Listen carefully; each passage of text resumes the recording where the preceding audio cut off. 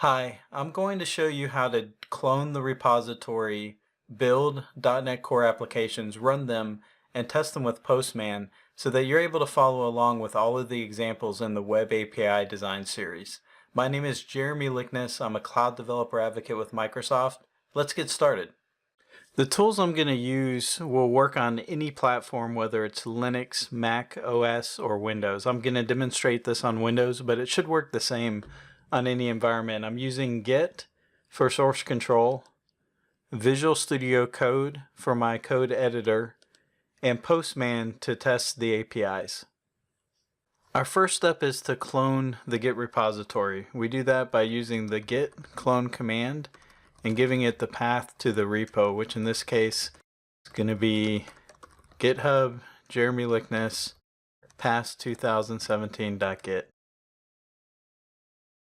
Now that it's cloned, we can navigate to that directory and launch Visual Studio Code.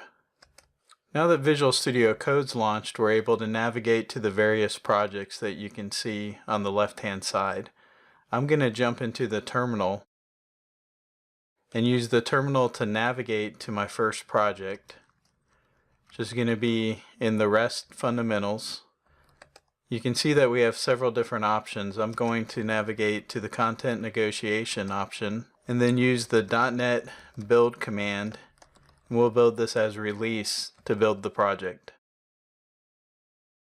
Now that the project is built, we can run it simply by passing it the path to the DLL that was built.